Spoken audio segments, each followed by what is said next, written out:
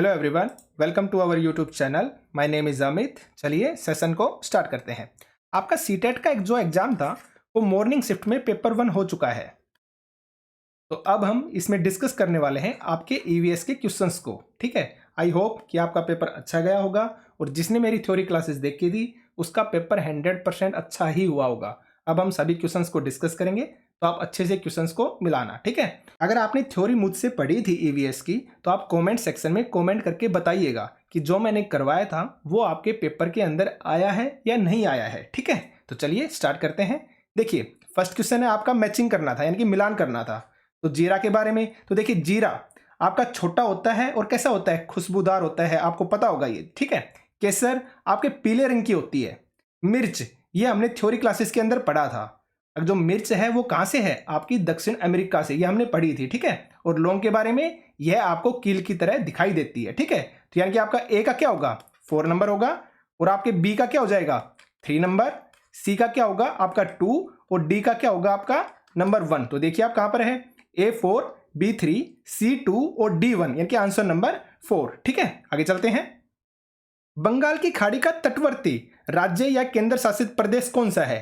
तो देखिए ये आपका इंडिया का मैप है। इस साइड मैंने आपको बताया था तमिलनाडु, उसके बाद आपका आंध्र प्रदेश, उसके बाद आपका उड़ीसा और फिर आपका पश्चिम बंगाल। ठीक है, ये आपके बंगाल की साइड वाले इलाके हैं।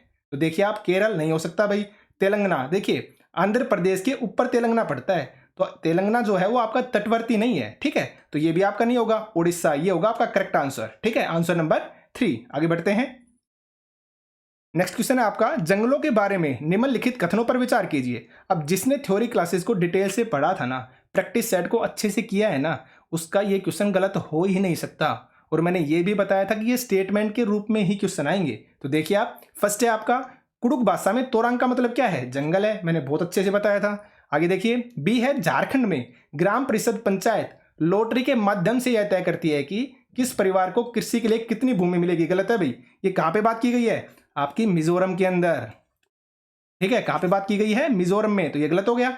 आगे देखिए, जंगल अधिकार कानून 2007 उन लोगों को अधिकार दिलाता है जो कम से कम 15 वर्षों से जंगलों में रह रहे हैं। गलत है भाई, कितने वर्षों से, आपको याद होगा अच्छे से, 25 वर्षों से।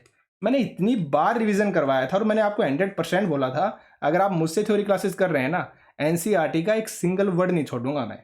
ठीक है ना, तो ये भी आपका गलत हो गया। आगे देखिए, मिजोरम में लगभग 3/4 लोग जंगलों से जुड़े हैं, आपका 100% करेक्ट है, ये भी मैंने आपको बताया था। करेक्ट आंसर क्या होगा आपका, आंसर नंबर ए और डी। देखिए कहां पर है, आंसर नंबर 2, इजी था। आगे चलते हैं।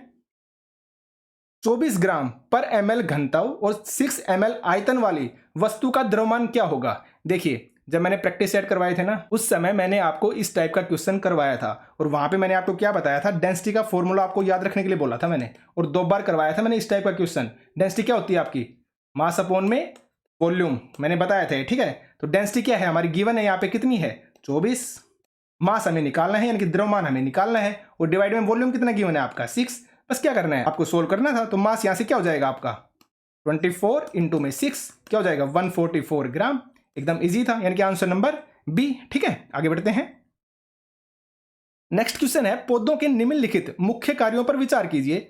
भोजन का उत्पादन करना और भंडारण करना, पौधों को शक्ति और सहारा देना, पौधों के अन्य भागों को जड़ों से जल और खनिज का स्थानांतरण करना। तो तने के मुख्य कार्य बताइए। देखिए ये जो आपकी 9th क्लास की एनसीईआरटी है ना, वहां से है ये क्वेश्चन। तो अब हम एनसीईआरटी को बहुत ही डिटेल से स्टार्ट करने वाले हैं। ये आपका ईवीएस से नहीं उठाया है, पेड़ पौधे हैं इसलिए आपका ईवीएस के अंदर क्वेश्चन डाल दिया, लेकिन ये आपकी 9th क्लास के एनसीईआरटी का क्वेश्चन है। ठीक है, तो अब यहां पर देखिए आप, तने के मुख्य कार्य, तो देखिए तने के मुख्य कार्य क्या होंगे, पौधे को शक्ति और सहारा देना, ये तो आपका 100% सही है। ठीक है, पौधों के अन्य भागों को जड़ों से जल और खनिज का स्थानांतरण करना, ये भी आपका एकदम करेक्ट है, यानी बी और सी तो आपका 100% करेक्ट है ही। लेकिन आप फर्स्ट को देखिए, भोजन का उत्पादन और भंडारण करना।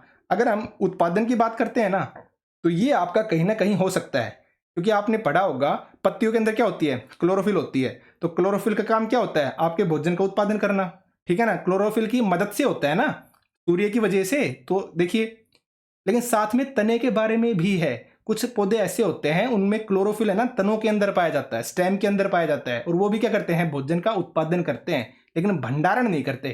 तो इसलिए इस क्वेश्चन में मेरे को है कंफ्यूजन, या तो इसका करेक्ट आंसर आपका बी एंड सी होगा, या फिर ए, बी और सी होगा। ठीक है, इसका मैं आपको बता दूंगा, ये आप कंफ्यूजन के अंदर लगा लेना इस क्वेश्चन को। ठीक है, आगे देखते हैं।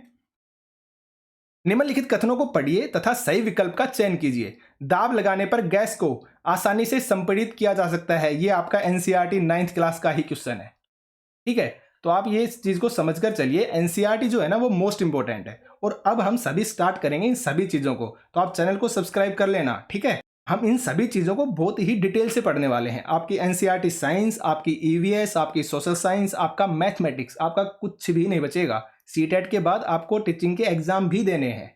ठीक है, और जिसने ईवीएस मुझसे पढ़ी है वो समझ गए होंगे, अब जो मैं करवाया है उससे बाहर कुछ भी नहीं है। ठीक है, तो देखिए आप, दाब लगाने पर गैस को आसानी से संपीड़ित किया जा सकता है, एकदम करेक्ट है भाई। अब कारण क्या है, जब हम किसी गैस पर दबाव लगाते हैं तो गैसीय कणों के बीच जो स्थान होता है ना, अंतराणु जो स्थान होता है वो कम हो जाता है, और यह आसानी से क्या हो जाती है, संपीड़ित हो जाती है, यानी कि कंप्रेस्ड हो जाती है। तो आपको अच्छे से पता होना चाहिए, जो गैस है ना वो ऐसे ही तो भरी जाती है। क्या करते हैं, दाब जो होता है ना गैस के ऊपर डाला जाता है और उसको छोटे से छोटे बर्तन के अंदर भी स्टोर किया जा सकता है। बहुत ज्यादा गैस को हम एक छोटे से बर्तन में स्टोर कर सकते हैं। जैसे एक सिलेंडर के अंदर हम भरते हैं, कैसे भरते हैं, दबाव डालकर ही तो भरते हैं ना। ठीक है, तो ये क्या हो जाएगा आपका करेक्ट, तो यानी यहां पर करेक्ट आंसर क्या होगा, ए और आर दोनों सही है तथा आर ए की सही व्याख्या करता है, यानी कि आंसर नंबर 4। ठीक है, आगे बढ़ते हैं। निम्नलिखित कथनों ए और बी पर विचार कीजिए। अब कथन ए है, मनाली में ढालू छतों वाले मजबूत बांस के खंभे, आप देखते ही गलत कर देंगे अगर आपने पढ़ी थी तो मैंने क्या बताया था, मनाली नहीं, यहां पर क्या आएगा, असम आएगा भाई। ठीक है, तो ये गलत हो गया। आगे देखिए, मनाली में बारिश बहुत होती है, बर्फ भी पड़ती है, ये आपका करेक्ट है। तो आंसर क्या होगा आपका, ए आपका गलत है और बी क्या है, सही है। तो देखिए आंसर नंबर सी। ठीक है, आगे बढ़ते हैं।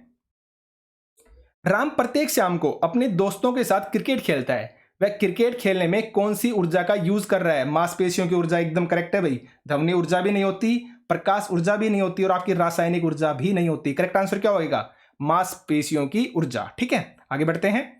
निम्नलिखित में से कौन से असम में खाए जाने वाले चावलों की एक सामान्य किस्म है जो पकने के बाद चिपचिपे यानी कि स्टिकी हो जाते हैं। मैंने इतनी बार करवाया था ये क्वेश्चन आपको, तो ये आपका देखते ही आप इसको कर देंगे। करेक्ट आंसर क्या आएगा आपका, बोरा चावल। और मैंने साथ में आपको क्या बताया था, एक चेवा चावल भी बताया था। ये दोनों कहां पर उगते हैं, आपके असम के अंदर। ठीक है, आगे बढ़ते हैं। गुजरात के सापेक्ष उत्तर प्रदेश और आंध्र प्रदेश की क्रमशः स्थितियां क्या है। अब आपको अगर मैप याद हो, गुजरात आपका मान लो यहां पे पड़ता है, तो आपका उत्तर प्रदेश कहां पे है, इस साइड में है भाई, और आपका जो आंध्र प्रदेश है वो कहां पे है, इस साइड में है। तो अब देखिए आप, मान लो ये आपकी डायरेक्शन है, तो क्या होगा आपका उत्तर पूर्व और आपका दक्षिण पूर्व। देखिए कहां पर है, उत्तर पूर्व और दक्षिण पूर्व, यानी कि आंसर नंबर फर्स्ट। ठीक है, आगे बढ़ते हैं। जब हम ईंधन जलाते हैं तो हमें कौन सी ऊर्जा प्राप्त होती है। देखिए, यांत्रिक एवं प्रकाश ऊर्जा गलत है भाई। प्रकाश एवं ध्वनि ऊर्जा, ध्वनि ऊर्जा का तो कोई मतलब ही नहीं है, ये भी गलत है। केवल प्रकाश ऊर्जा, ये भी आपकी गलत है। तो हमें क्या प्राप्त होता है, आपको उष्मा और प्रकाश ऊर्जा दोनों प्राप्त होती है। ठीक है, तो करेक्ट आंसर क्या आएगा, आंसर नंबर 4। आगे बढ़ते हैं। बिहार राज्य के लोगों के लिए निम्नलिखित में से मधुमक्खी पालन कार्यक्रम आरंभ करने के वर्ष की सर्वश्रेष्ठ अवधि, कितनी बार करवाया था ये क्वेश्चन मैंने आपको, प्रैक्टिस सेट में भी थ्योरी में भी। करेक्ट आंसर क्या होगा, अक्टूबर से दिसंबर। ठीक है, यानी कि आंसर नंबर सी, 3 नंबर। आगे चलते हैं। सांपों के बारे में निम्नलिखित कथनों पर विचार कीजिए और गलत कथन पहचानना है आपको, यानी कि जो नहीं है। देखिए, जहरीले सांपों के डसने वाले दांत होते हैं, एकदम करेक्ट है भाई। वे अपने शिकार को चबाकर खाते हैं, ये हो गया आपका गलत। मैंने आपको बताया था जो सांप होते हैं ना उनके दांत होते हैं, लेकिन वो अपने शिकार को चबाकर नहीं खाते, कंप्लीट निगल जाते हैं। ठीक है, तो यहां पर आपसे गलत ही पूछा था, तो गलत क्या होगा, आंसर नंबर 2। ठीक है, आगे बढ़ते हैं।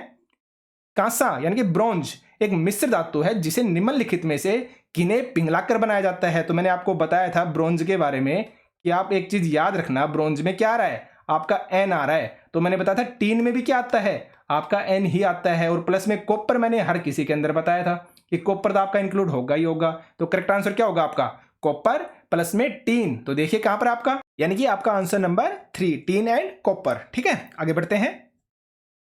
निम्नलिखित में से हाथियों के बारे में सही कथन को चुनिए। तो देखिए आप, 3 महीने के हाथी के बच्चे का वजन सामान्यतः लगभग 100 किलोग्राम होता है, एकदम गलत है भाई। मैंने आपको बताया था कितना होता है, 200 केजी होता है। ठीक है, आगे देखिए। वयस्क हाथी के एक दिन में 200 किलोग्राम से अधिक पत्तियों और झाड़ियों को खा जाता है, ये भी आपका गलत है। मैंने बताया था ज्यादा से ज्यादा कितना खा सकता है, आपका 100 केजी, ये भी आपका गलत हो गया। आगे देखिए, हाथी बहुत अधिक आराम नहीं करते, वे दिन में 2 से 4 घंटे ही सोते हैं। ये होगा आपका करेक्ट आंसर। ठीक है, आगे देखिए, हाथी कीचड़ और पानी से खेलना पसंद करते हैं, ये भी आपका करेक्ट है। तो यहाँ पे राइट आंसर क्या होगा आपका?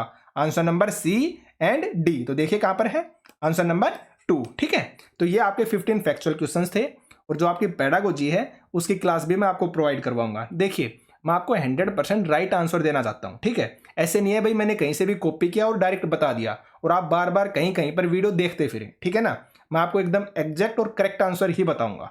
तो आप आराम से इन क्वेश्चंस को देखिए। जिन्होंने मुझसे थ्योरी क्लासेस की है उनको अच्छे से पता है, एक सिंगल क्वेश्चन भी आपका बाहर से नहीं है। ठीक है ना, हर एक क्वेश्चन मेरी करवाई गई थ्योरी के अंदर से ही है।